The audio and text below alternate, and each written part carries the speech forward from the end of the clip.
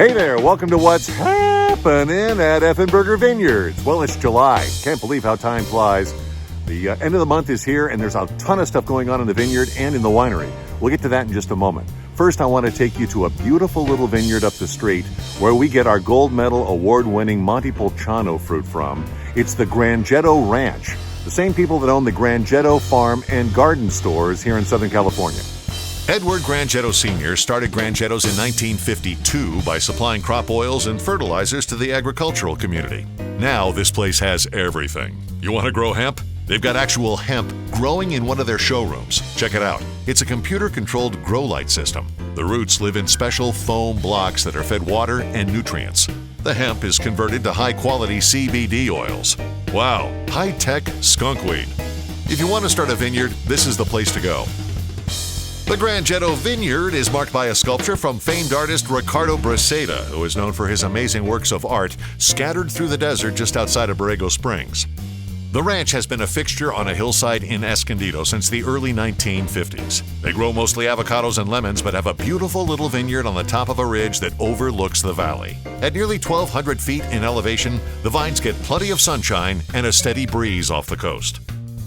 So here in the Grangetto Vineyard, they're using a unique system of shading the fruit. This is a modified California sprawl system where they're allowing the vines to grow on the south side of the row, but not necessarily the north side of the row. And the reason is that the sun comes down from the south, especially later on in the season.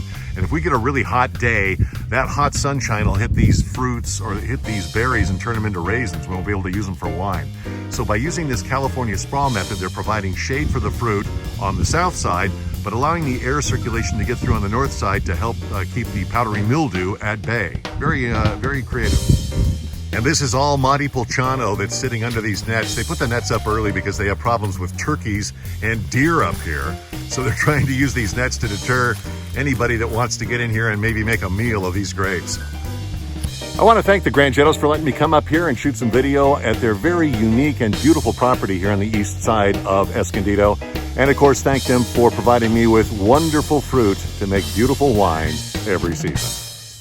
So meanwhile, back here in the Effenberger Vineyard, we're going through a very exciting time. It's called Verasion. And just this month, the red grape varieties started turning red. So the berries went from green to red. And this gives us an idea of when we're going to be harvesting and just how the crop is coming along. So let's go ahead and take a look at some of the various varieties and see how they're doing. So here you go. This is the first variety that starts to turn red in the vineyard. This is Sangiovese. It's the first to bud, the first to go to verasion, and the first fruit that we will harvest.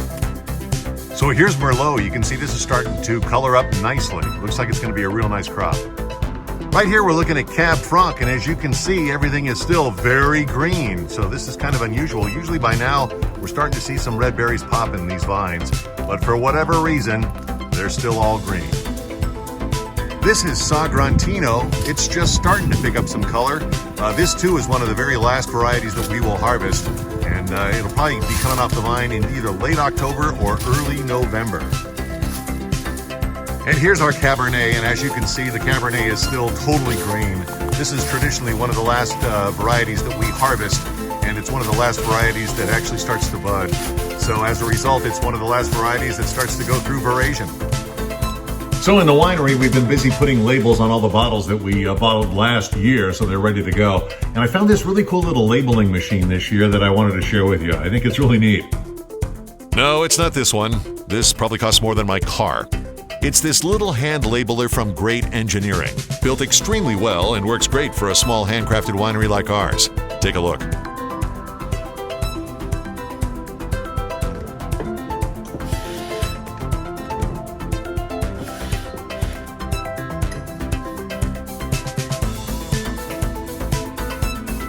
Well, to bring this thing full circle, I present to you the 2022 Montepulciano from the Grangetto Vineyards. We're really excited about this wine. It's drinking great right now. It's going to be really good in a couple of years. And if you'd like to try this or any of our other award-winning wines, go to effenbergervineyards.com or join the Effen Club.